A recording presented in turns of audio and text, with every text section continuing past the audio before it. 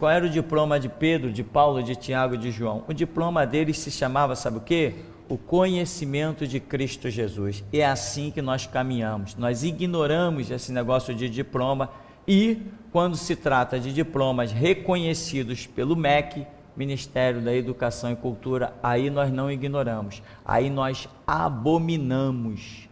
Nós abominamos qualquer diploma de teologia ou qualquer curso de teologia que tenha reconhecimento do Estado.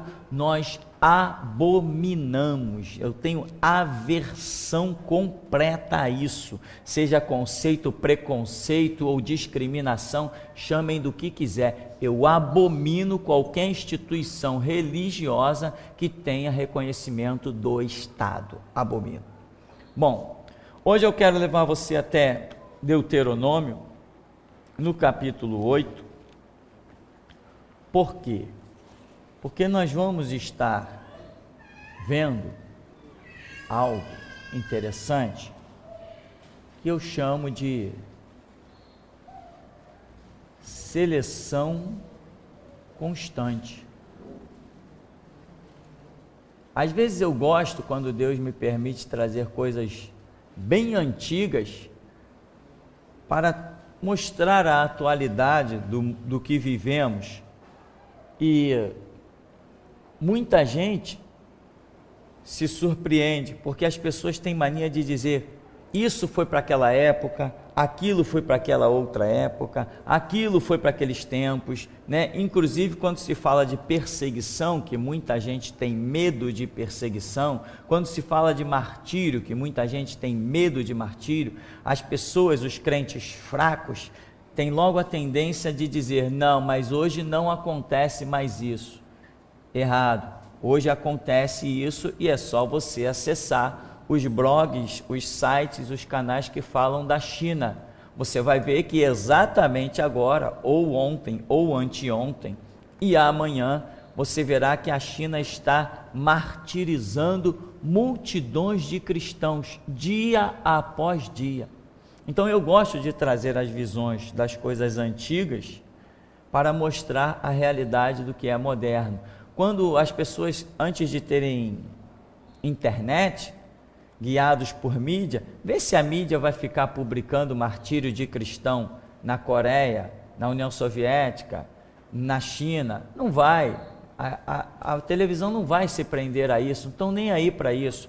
Mas a internet é a mídia sem máscara que deixa transparecer tudo isso. Então, eu gosto de trazer essas coisas antigas porque são presente e ainda será futuro. Lá em Apocalipse fala, por exemplo, dos mártires que estão debaixo do altar, e Deus lhes disse que eles aguardassem até que novos mártires viessem somar também debaixo do altar. E nós sabemos que ainda haverá na terra um período rápido, que será um período chamado também dos martírios, que vai estar ali misturado com o grito da meia-noite. Nós sabemos muito bem disto. A Bíblia diz, mas a Bíblia só diz para quem estuda. Então, vamos seguir o nosso texto aqui, Deuteronômio, no capítulo 8. Diz assim: cuidareis de cumprir todos os mandamentos que hoje vos ordeno, para que vivais e vos multipliqueis, e entreis e possuais a terra que o Senhor prometeu sob juramento a vossos pais. Recordar-te-ás de todos o caminho pelo qual o Senhor teu Deus te guiou no deserto estes 40 anos, para te humilhar, para te provar, para saber o que estava no teu coração, se guardarias ou não os seus mandamentos. Ele te humilhou e te deixou ter fome, e te sustentou com maná que tu não conhecias, nem teus pais o conheciam, para te dar a entender que não só de pão viverá o homem, mas de tudo que procede da boca do Senhor viverá o homem. Nunca envelheceu a tua veste sobre ti, nem se inchou o teu pé nestes 40 anos. Sabe, pois, no teu coração que, como um homem disciplina a seu filho, assim te disciplina o Senhor teu Deus. guarda os mandamentos do Senhor teu Deus, para andares nos seus caminhos e o temeres. Então, o que nós vemos aqui? Lá quando Deus, logo no começo, depois de libertar Israel do Egito, Deus começa aqui a fazer uma seleção. Deus não libertou o povo para entrar na terra prometida. Amém? Deus libertou o povo para o selecionar, para daí entrar na terra prometida.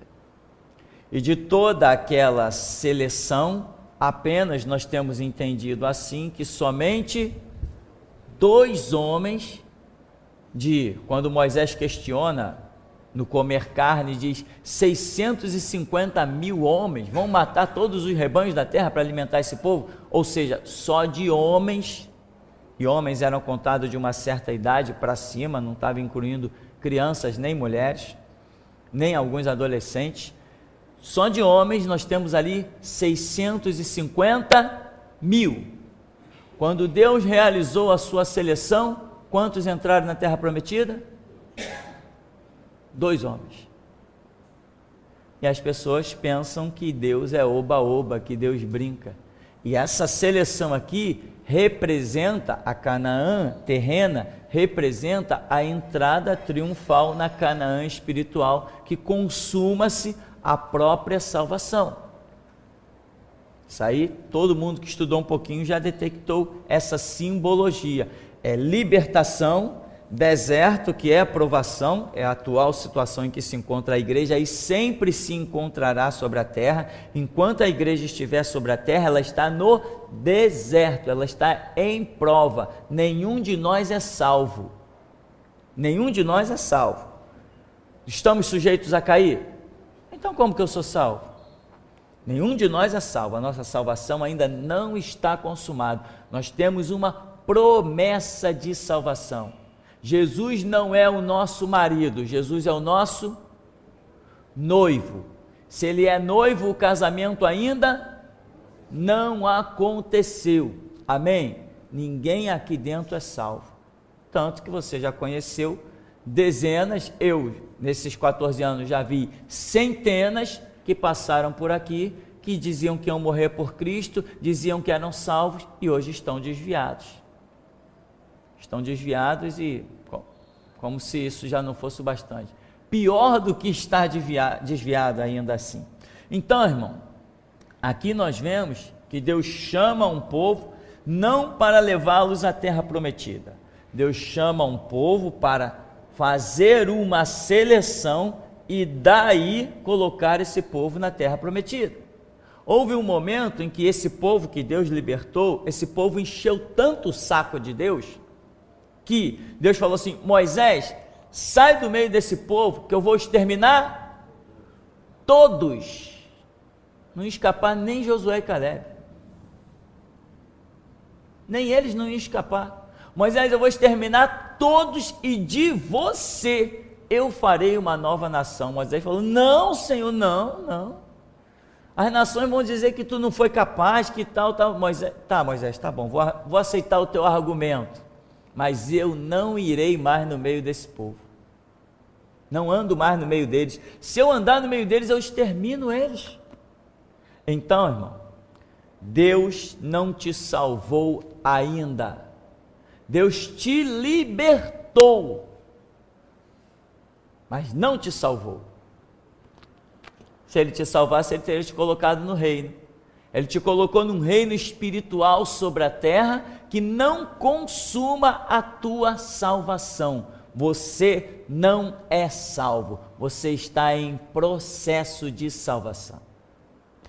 Isso se simboliza até na própria pessoa do Senhor Jesus, em que Ele está no mundo e foi provado. O inimigo apareceu diante dele com um monte de propostas, e ele declara o quê? Está escrito, está escrito, está escrito. Então ele opta pelaquilo que está escrito, a vida dele vai e se desenvolve. Mas se Jesus tivesse aceitado alguma das propostas do diabo, a vida de Jesus teria se encerrado, a sua vida espiritual teria se encerrado. Então, assim como na pessoa de Jesus, nós temos aí todos os nossos exemplos. Então, o que temos? Temos libertação, temos seleção e temos salvação. Amém? Você concorda comigo? Nós temos libertação, Deus nos libertou da potestade do ar, nós estamos agora na seleção,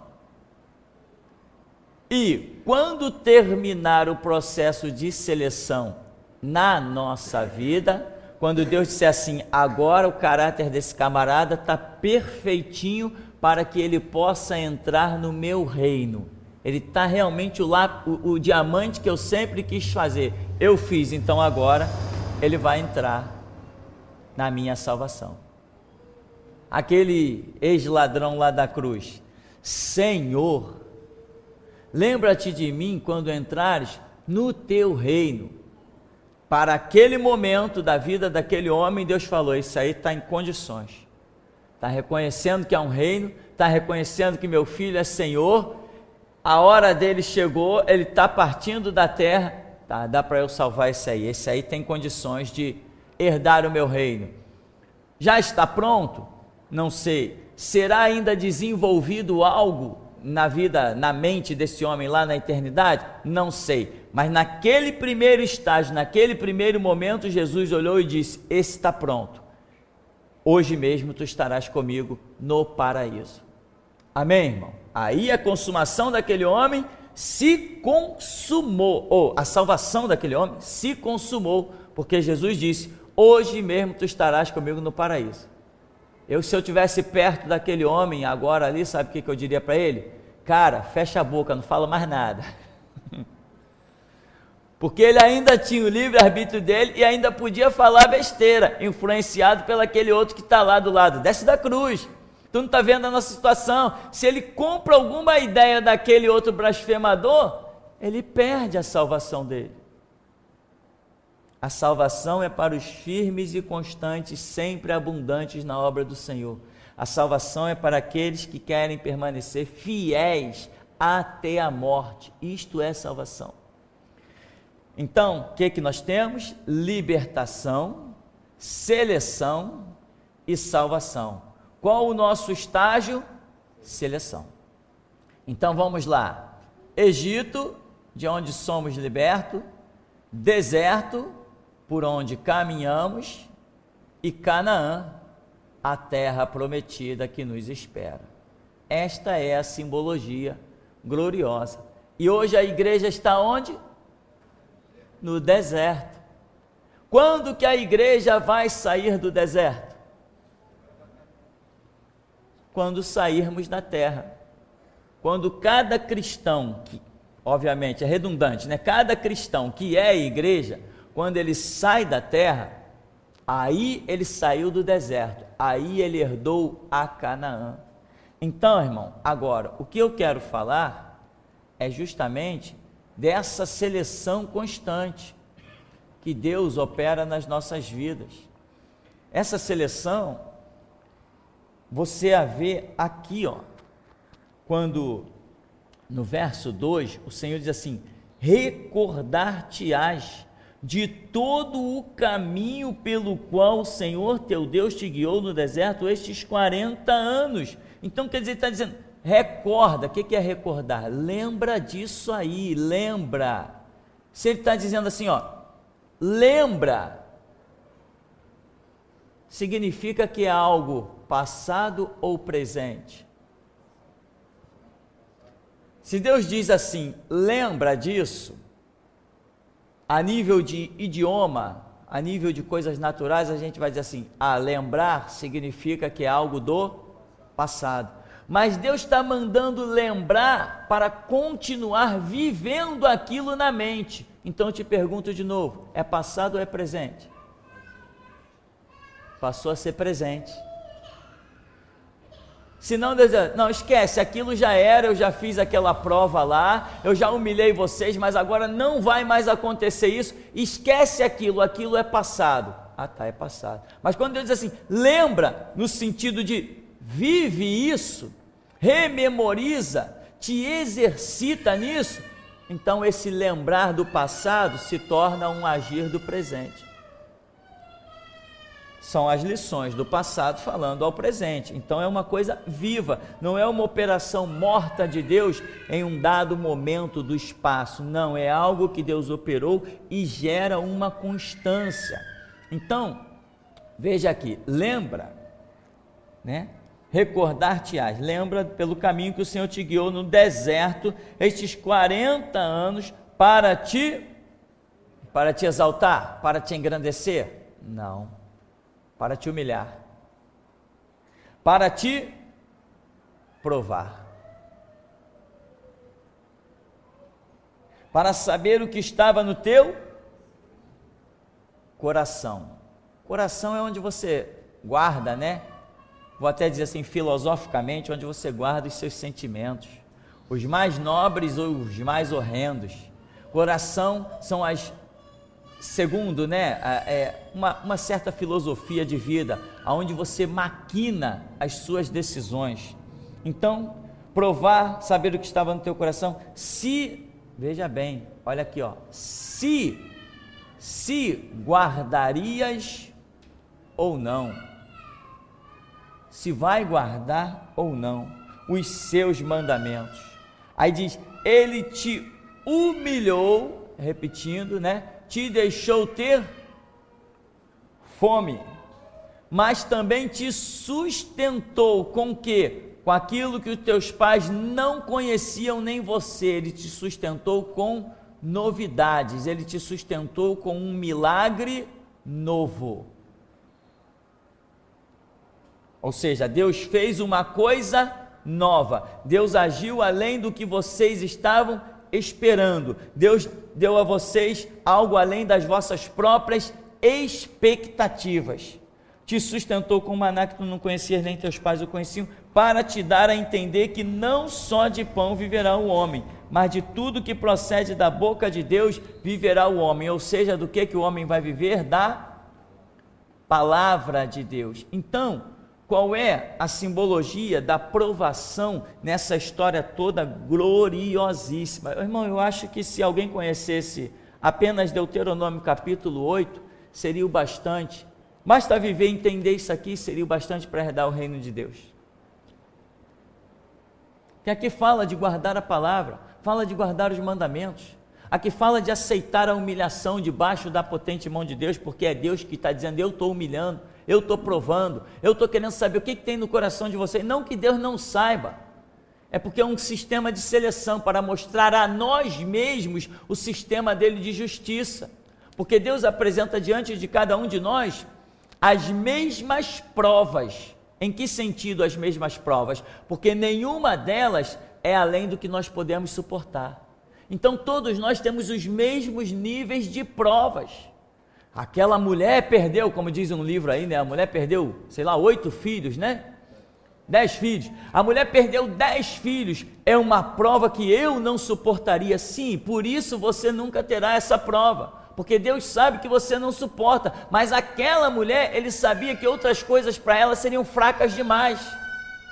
Para que ele tenha um senso de justiça, ele fez ela perder os 10 filhos. Mas nenhuma das provas foi superior à força de nenhum de nós. Enquanto que eu tenho as minhas provações, e são mínimas diante de uma mulher que perdeu 10 filhos, a dela de perder 10 filhos pode ser mínima diante de alguém que tenha que estender a mão necessitando de um prato de comida. Tem pessoas que o seu orgulho é tão grande que ele preferia perder 10 filhos, mas não pedir um copo d'água para ninguém. Você entende? Todas as provações são iguais, porque todas elas estão niveladas debaixo da palavra que diz que Deus não nos dá nenhuma provação além daquilo que podemos suportar. Você sabe que tem pessoas que preferiam perder os filhos do que pedir um prato de comida? Você sabe disso. E outros não, diriam simplesmente: eu mendigo o que for preciso, eu moro no meio da rua, debaixo do viaduto, no sereno e debaixo do sol, mas eu quero os meus filhos junto de mim. Então, são por esses conceitos diferenciados que existem dentro dos nossos sentimentos que vem a prova. Então, ninguém tem prova maior do que ninguém, porque todas elas estão niveladas nos conceitos de Deus, que conhecem o interior de cada um de nós. Amém, meu? Se você diz assim: eu não suportaria uma prova de perder 10 filhos, não se preocupe, Deus sabe o que você suporta, e você não será provado além das suas forças. Eu não estou pronto para morrer por Cristo. Às vezes você está, porque em muitas situações é Deus quem nos capacita na hora. Amém? É Ele que opera além do que pedimos ou pensamos. Mas voltando aqui então, esse sistema de provação que Deus elabora, nós já vemos que ele é desde Deuteronômio, quando Deus liberta um povo e multiplica este povo, que já tinha multiplicado desde o Egito, continua multiplicando no deserto. Lá estão nascendo crianças no meio do deserto o tempo todo, mas a provação de Deus está ali, o teste de Deus, e a Bíblia diz que aqui está dizendo, o próprio Deus está humilhando. Sabe o que é uma situação de humilhação? Agora, Deus diz é o quê? Era para ver se tu guardarias o meu mandamento, para ver se você entenderia que você tem que viver pela minha palavra. Ou seja, o que Deus queria aqui do povo? Ver essa confiança do povo na sua própria palavra. Por quê? Aonde estaria a confiança desse povo? Não foi justamente a murmuração uma das causas principais que destruiu esse povo? Foi a murmuração. E qual é a característica da murmuração? É a falta de confiança em alguma coisa. Você só murmura quando você não vê um caminho óbvio diante de você. Mas isso já havia sido apresentado. Quando Deus disse assim: eu estou libertando vocês do Egito e vou colocá-los numa terra boa, uma terra que mana leite e mel, a terra prometida que eu já tinha prometido a Abraão, Isaque e a Jacó, aos vossos pais. Então, entre o Egito e a terra prometida, o que deveria ter sido encontrado e visto? A confiança do povo na palavra de Deus. Eles deveriam dizer o seguinte: espera aí, Deus nos libertou e nós vimos sinais suficientes no Egito, ninguém poderia nos libertar de lá. Deus nos libertou, então aqui eu tenho que manter a minha confiança em Deus, o meu louvor a Deus, a minha fidelidade a Deus, eu tenho que viver os preceitos de Deus. Moisés já trouxe a lei do Monte Sinai, nós estamos vendo que há um Deus. Não interessa o que aconteça, eu tenho que continuar confiando que Deus me libertou do Egito e vai me fazer entrar na terra de Canaã. Por quê? Porque Ele disse. Quando o povo murmurou, quando o povo quis apedrejar Moisés, quando o povo quis apedrejar os espias da terra prometida, quando o povo fez tudo isso, com essas atitudes do povo, o que o povo estava dizendo para Deus? Nós não cremos na tua palavra. Tu disseste que vai nos colocar na terra prometida?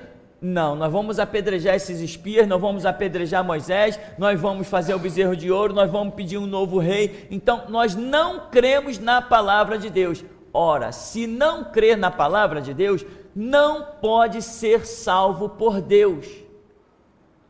Então, volta, vai peregrinar 40 anos, toda geração vai morrer e uma nova geração vai entrar na terra prometida.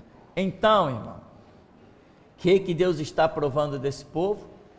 A confiança na sua palavra. É isso que eu vejo, tem muitas coisas, mas isso que eu vejo com mais impacto. Ou seja, nós temos que olhar para a palavra de Deus e trilhar Não interessa. Ah, veio a fome. Eu vou esperar o maná. Estou com sede. Vou esperar a rocha da água. Entende? Vem os adversários. Eu vou esperar o mar vermelho abrir. Sabe, irmão? É assim que tem que acontecer.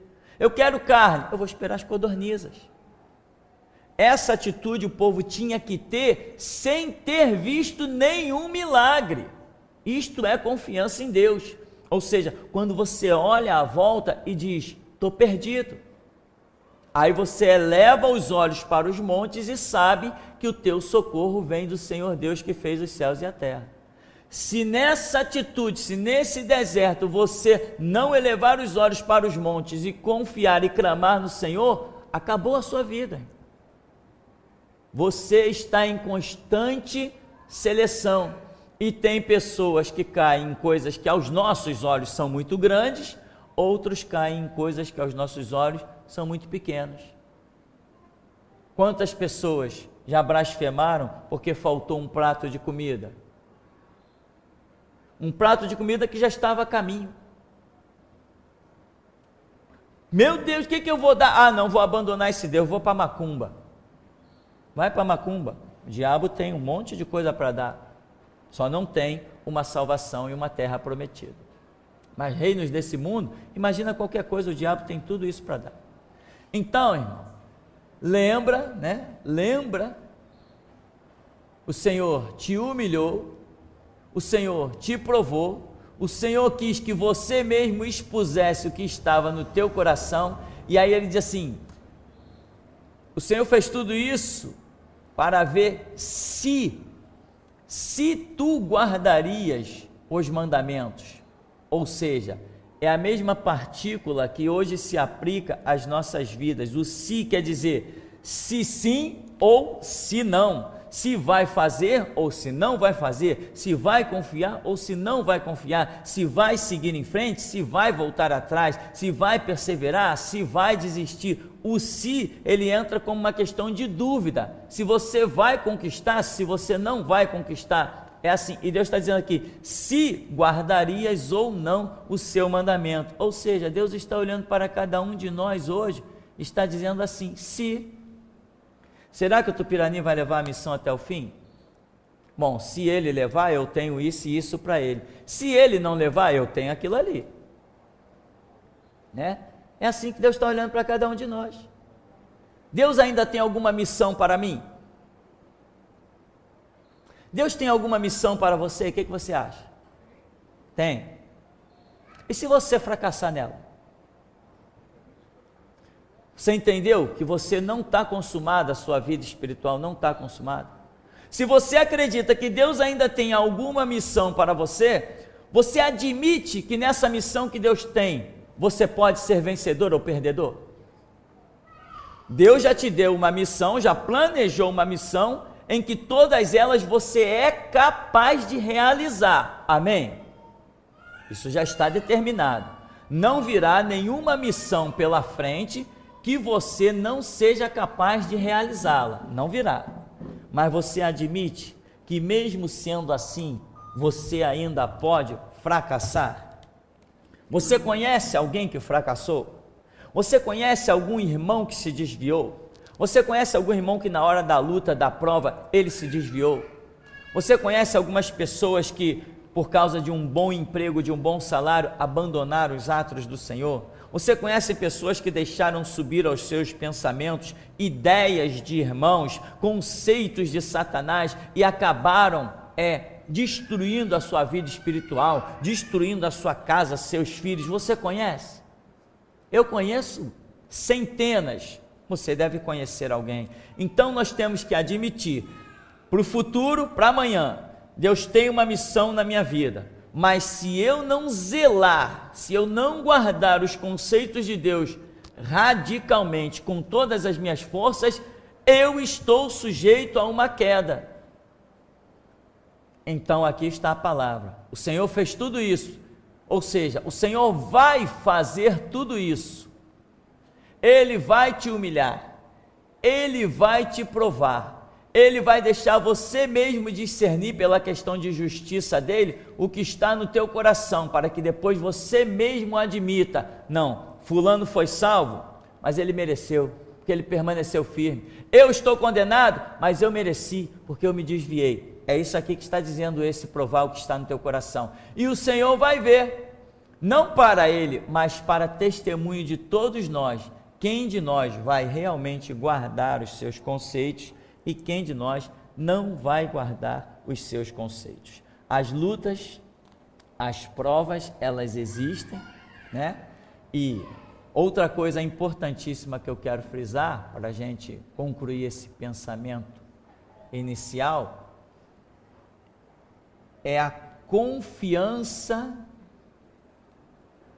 em promessas. Existem as promessas bíblicas, e nós aí está o guardar os mandamentos, né? O guardar a palavra, que são promessas feitas em dispensações especiais e circunstanciais, porque o que vemos na palavra, há conceitos ali nas entrelinhas que se aplicam diretamente a nós. Outras coisas não. Foram ditas em situações específicas que estão dentro de uma dada dispensação. Porém, outras coisas transcendem a todas as dispensações e se aplicam a todos aqueles que dizem crer no Senhor Jesus. Tá? Essa é uma questão do estudo da palavra que nós já vimos.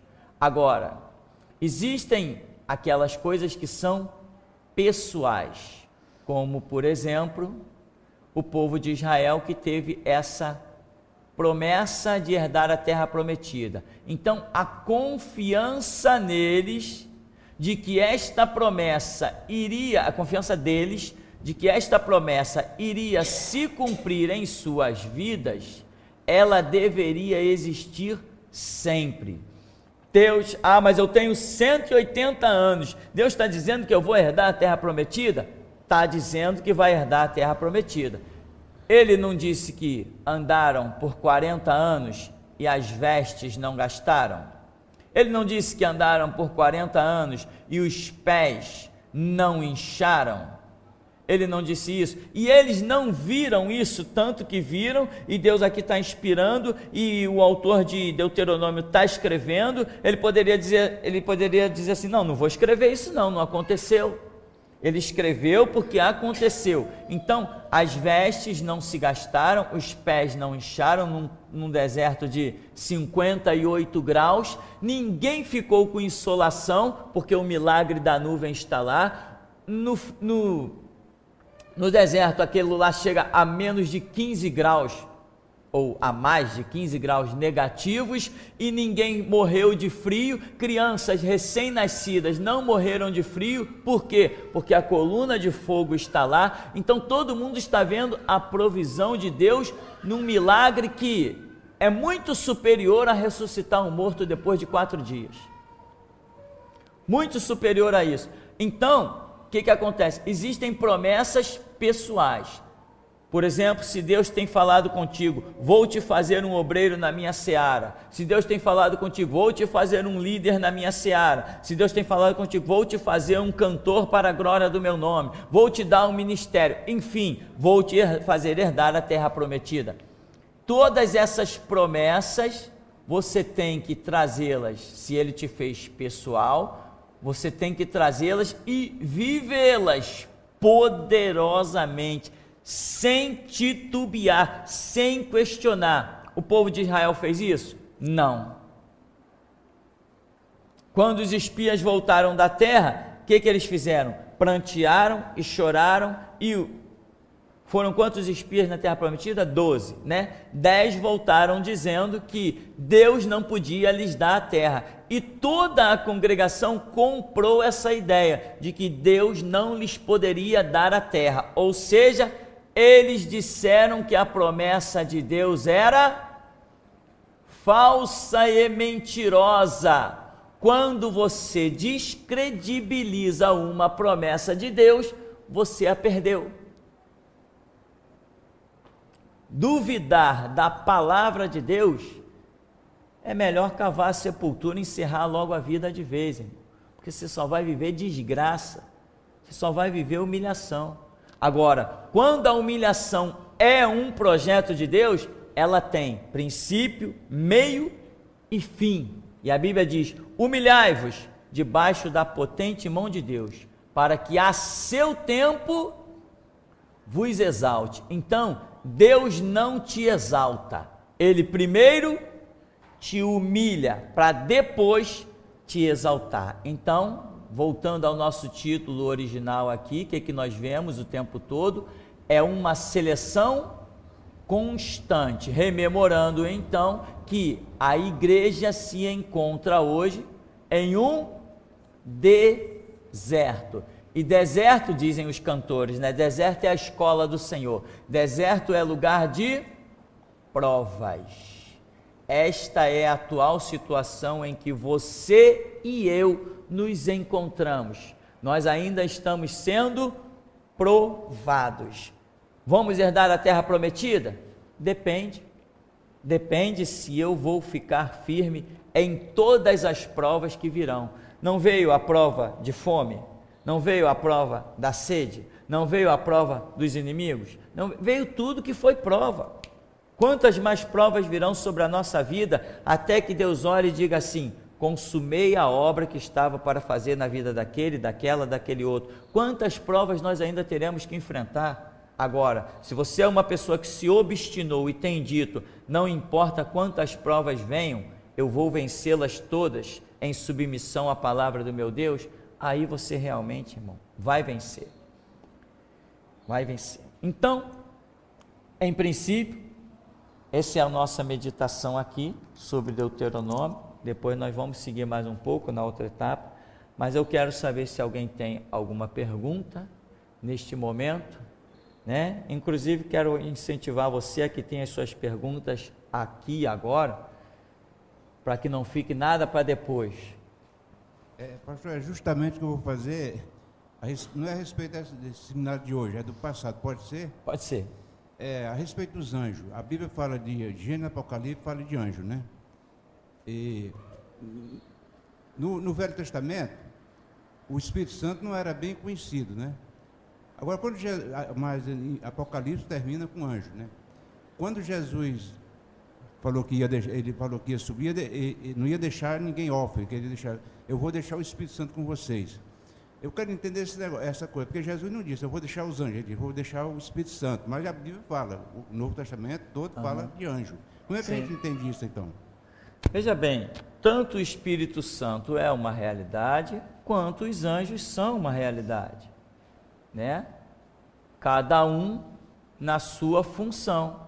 Jesus disse que, enviarei o Espírito Santo, ele vos guiará em toda a verdade, por isso, por aquilo, o pecado, a justiça, o juízo, tal. Então Jesus mostra a função do Espírito Santo.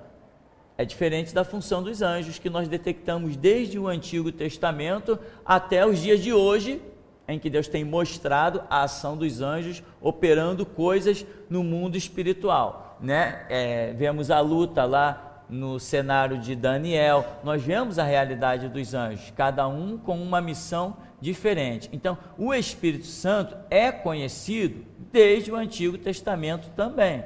A própria palavra, né, Bereshit bara Elohim, né? No princípio criou Deus. Isso aqui, essa terminação IM, especificamente IM, no hebraico, ela seria correspondente ao nosso S, ou mais especificamente ao nosso plural. Então, quando aqui fala Elohim, não está falando Deus, mas está falando deuses, que o judeu entendia muito bem isso, é o idioma dele. Então aqui está falando do Pai, do Filho e do Espírito Santo, tá? Nós vemos o Espírito Santo ser mencionado, Davi, no Salmo 51, não é isso?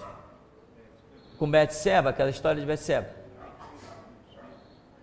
Não retires de mim o teu Espírito, com letra maiúscula, não retires de mim o teu Espírito Santo, torna a dar-me um Espírito voluntário, a alegria da tua salvação. Então Davi tinha consciência de que o Espírito Santo morava na pessoa. E eu vou dizer uma coisa para vocês: Davi não era um grande estudioso das Escrituras. Davi não era um grande estudioso das Escrituras. Sabe por quê? Porque o cenário da vida de Davi foi um cenário de muitas guerras. Ele não teve tempo para estudar tanto. O homem está em guerra o tempo todo. Como que vai estar parado lendo pergaminho?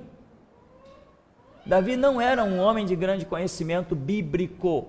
Ele era um homem que recebia revelações e inspirações e era, como a Bíblia diz, rei, profeta e sacerdote, mas não tinha tanto conhecimento bíblico, porque a vida que Davi tem não lhe permite ter esse conhecimento bíblico. É fato. Diferente de Salomão. Salomão, se ele quisesse, ele podia decorar os pergaminhos. O império de Salomão não teve nenhuma guerra. Davi conquistou tudo e entregou todos os povos tributados a Salomão. Salomão não teve nenhuma guerra. Então Salomão, se quisesse, podia ter conhecimento que ele bem entendesse. Então, são cenários diferentes. Mas Davi mesmo, no que eu entendo, sem ter todo esse conhecimento, ainda assim, ele tem entendimento da existência do Espírito Santo. Moisés mencionou o Espírito Santo, outros profetas mencionaram o Espírito Santo, é que agora não vou citar para evitar as minhas transgressões de trocar nomes, mas existe a realidade do Espírito Santo. E os anjos? Então, a Bíblia diz lá em Hebreus 1,14, né? Que os anjos são ministradores a respeito dos que hão de herdar a vida eterna. Nós vemos o anjo que destruiu 185 mil do exército assírio, nós vemos o anjo que operou lá no Egito, nós vemos, enfim, vida de anjos o tempo todo. Nós vemos o anjo que falou com Zacarias, nós vemos o anjo que falou com Maria, nós vemos os anjos na visão de Pedro. Pedro teve visão de anjos várias vezes. João se depara no arrebatamento da ilha de Pátimos, ele se depara com vários anjos que ministram coisas para ele, e nós vemos isso, coisas ministradas, tanto a nível celestial, quanto a nível terreno, com relação aos anjos. Então, uma coisa é o Espírito Santo, que é onisciente, onipresente e onipotente, atributos exclusivos da divindade, né? E vemos os anjos que não são oniscientes, não são onipotentes e não são onipresentes. Então, são dois, vou usar essa expressão, dois seres completamente diferentes. A tal ponto são diferentes que nós detectamos na Escritura a existência de um momento em que há a existência dos anjos, porque a Bíblia diz que Deus os criou, então houve um momento em que se achou, houve um momento em que se viu que os anjos não existiam, né? A Bíblia diz que Jesus é o Filho unigênito do Pai, então existiu um momento em que Jesus não existiu, porque se ele é Filho, o Pai tem que existir primeiro do que o Filho. Pai e Filho não surgem na mesma hora, amém? O Pai tem que surgir primeiro, o Filho tem que surgir depois, nem que seja 1 milionésimo de segundo de diferença, mas não pode, os dois não surgem juntos. Senão o conceito que nós temos de pai e filho não é os dois surgirem juntos.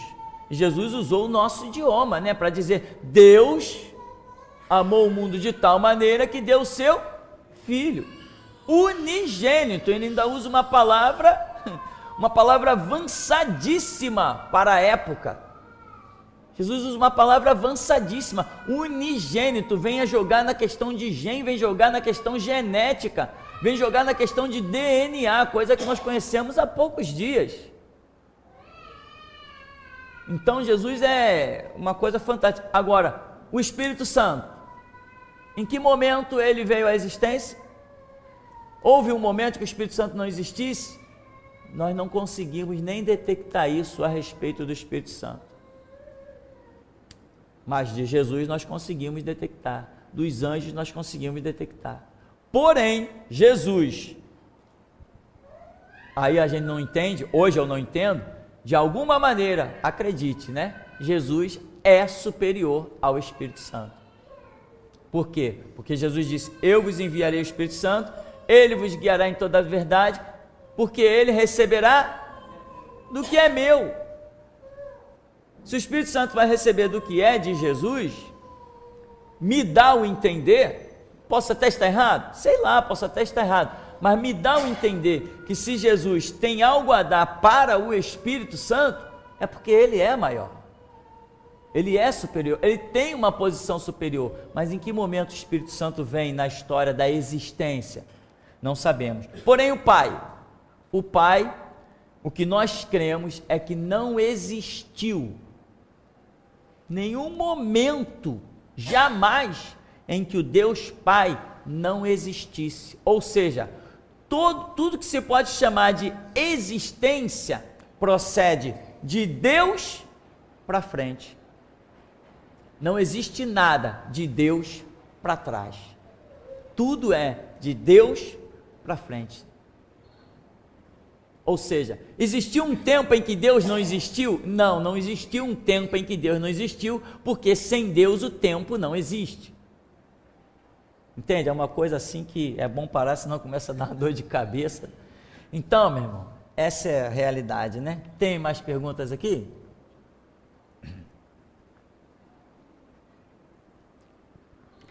É uma dúvida, pastor. E aquelas pessoas que não entraram na Terra Prometida, eles foram salvos depois de mortos? É uma grande pergunta, e o que eu acredito? Que não. Porque quais são as características deles? É falta de fé, não é isso? Nós não detectamos ali falta de fé, e a Bíblia diz que sem fé, pois é. Nós detectamos ali murmuração. Ora, murmuração é característica de quem esteja blasfemando contra as promessas de Deus, não é isso? Tem uma liderança levantada, Moisés, e essa geração quer o quê? Matar Moisés. Mas a própria lei que Moisés recebe diz o quê? Não matarás. Enfim, se nós formos detectar todas as atitudes daquele povo e a própria rejeição de eles entrarem na terra prometida, eu vou acreditar que eles não foram nem salvos, porque cá entre nós, rebeldes, murmuradores, com falta de fé, assassinos, porque quiseram apedrejar Moisés e outros mais, quiseram apedrejar Josué, um espírito assassino, agora são salvos? Não, não funciona no meu conceito. Porém, com Moisés há uma diferença. Moisés não foi um blasfemador, Moisés não teve espírito assassino. As características sobre Moisés é diferente. A falha que se detecta em Moisés, aquela que ele, ao invés de ordenar a rocha, ele feriu a rocha, aquilo ali não gera uma transgressão capaz de excluí-lo da terra prometida. Aquilo ali não gera, é uma situação bem diferente. Então, eu não creio que aquele povo tenha sido salvo, eu não creio.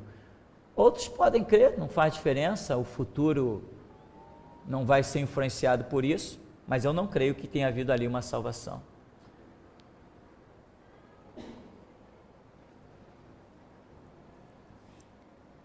Pastor, eu estava ouvindo uma pregação essa semana em que o senhor falava que eles eram para ter ficado 400 anos no deserto e ficaram 430. O senhor poderia falar um pouco sobre isso? Sim, é o que a gente sempre diz, é isso, que eles deveriam ficar 400 anos no deserto, era isso que dizia lá, né? A tua semente será 400 anos peregrina em terra estranha. Isso foi dito a um dos patriarcas, que a semente peregrinaria por 400 anos. Mas os historiadores, logicamente isso não é cálculo nem para mim, nem para você, isso aí é coisa... Todos os historiadores dizem que eles ficaram 430 anos. E não somente os 400. E o que atribui-se esses mais 30 anos? Atribui-se a falta de entendimento deles. Ou seja, o descanso não, o relaxamento que eles encamparam Eles se tornaram um povo relaxado, até que fosse despertado essa ideia de libertação. Enquanto eles estão ali cativos e aceitando a escravidão, mesmo que o tempo da promessa de Deus tivesse chegado, eles não vão ser participantes delas, porque a mente deles está em outro mundo, está em outro universo. Chegou a hora da libertação, mas eu não estou nem aí para a libertação, eu continuo escravo. Chegou a hora da cura, não, mas eu não estou nem aí para a cura, eu continuo enfermo. Sem fé é impossível agradar a Deus. Eu não tenho que credibilizar a palavra de Deus? Então o povo tinha que estar ligado. Peraí, no dia tal, tantas horas, no ano tal, nós chegamos aqui nessa terra. Então tal, vamos passando para o nosso povo. Quando chegar aqui, na data tal, é tempo de libertação. Vamos clamar até ver Deus. Não, o tempo chegou e eles estão nem aí. Quando Deus desce no monte, em que monte apareceu a sarça? Quando Deus desce lá naquele monte, aonde apareceu a sarça, queimando, e Moisés se aproxima, o que Deus diz para Moisés? Moisés, eu vim aqui porque eu ouvi o clamor do meu povo, e vim ver isso de perto, né? Eu ouvi o clamor do seu povo e vim ver como os seus exatores os estão atormentando. Ora, Deus está dizendo assim, eu ouvi o clamor do meu povo. Ora, mas se ouviu o clamor, significa que antes não teve clamor, porque Deus ouve instantaneamente. Significa que só agora eles clamaram. Moisés, eu ouvi o clamor do meu povo, vai lá libertar eles do Egito. Mas aí já tinha passado 430 anos. Se eles tivessem clamado antes, Deus teria descido antes e dito, não sei para quem, ou se para Moisés, ou sei lá que condições, em que simbologia Deus ia enquadrar a nova história, sei lá como, fulano de tal, eu ouvi o clamor do meu povo, vai lá libertar o meu povo. Mas não houve clamor, houve relaxamento, houve comodismo. Quer ver uma coisa gloriosa, que é um cenário idêntico a isso? É quando Daniel ele começa a oração dele e diz assim, quando ele vai escrever, não sei se é ele que escreve ou outro, acho que é ele mesmo que escrever as visões que ele tem, ele diz assim, eu estava lendo o livro do profeta, qual era o profeta? Estava lendo o livro do profeta Jeremias, e eu entendi pelos livros que o tempo do cativeiro do povo e etc, era X. Aí quando ele começa a falar, entendi isso, entendi aquilo, aí ele diz assim, então eu me pus a buscar o Senhor com rogos, com jejum, com oração. Tá. E quando Daniel está ali naquele clamor, pelo entendimento que ele diz, eu entendi pelos livros, quando ele se põe a buscar, aí acontece aquela multidão de revelações, das visões e sonhos que Daniel passa a ter naquele período, mas você vê que tudo foi consequência de uma postura de Daniel. Ele não diz, eu estava ali passeando, eu estava ali trabalhando, eu estava ali olhando os pássaros, eu estava ali soltando uma pipa, jogando futebol, pegando uma praia, e eu tive uma visão. Não é isso que acontece. Ele diz, eu estava nos livros, eu tive um entendimento, o meu ser se moveu, e eu fui lá pedir perdão desde o pecado dos meus pais, até a mim, e por toda a minha geração, e aí eu vi descer um anjo. O povo que estava comigo ficou atemorizado, fugiu todo mundo, só eu fiquei sem forças, ele veio, me tocou, me levantou e disse, levanta-te, homem muito amado, e aí ele começa com aquele impacto todo, mas isso partiu do céu ou partiu da terra? Será que é certo dizer que os céus aguardam a ordem da terra? Nós queremos que Deus faça as coisas que nós é que devemos fazer. Tem que ter clamor, irmão, tem que ter busca, tem que abrir os livros, tem que buscar. Então Daniel é um retrato típico dessa situação. E se Daniel ali, meu irmão, já está velhinho. Se ele não clama, ele morre. E Deus ia esperar que outro levantasse para clamar, para revelar aquelas coisas que hoje são realmente naquilo que nós nos apoiamos para declarar um monte de coisa do final dos tempos e da nossa era. A maioria das coisas que nós falamos sobre o reinado do anticristo estão ali, depois daquelas orações de Daniel. Então, se Daniel não clama, se Daniel não busca, Daniel ia morrer, ia ser sepultado, ia ser salvo. Mas o galardão de receber as visões gloriosas dos últimos tempos e isso poder ficar escrito para todas as outras gerações, esse galardão Daniel ia perder. Então nós temos que nos mexer, nós temos que agir, tá? Isso para mim ilustra dentro do meu espírito bastante com relação ao que nós estávamos falando aí dos 400 anos de peregrinação em terra estranha e os 30 anos que se excede. Mas Deus, quando se manifesta, diz: ouvi o clamor do meu povo. Ora, então é possível que antes não tinha clamor nenhum. O povo estava acomodado. Dá para entender dessa maneira. Tem mais pergunta aqui? Não? Então vamos dar uma paradinha, tomar um cafezinho, já já a gente volta.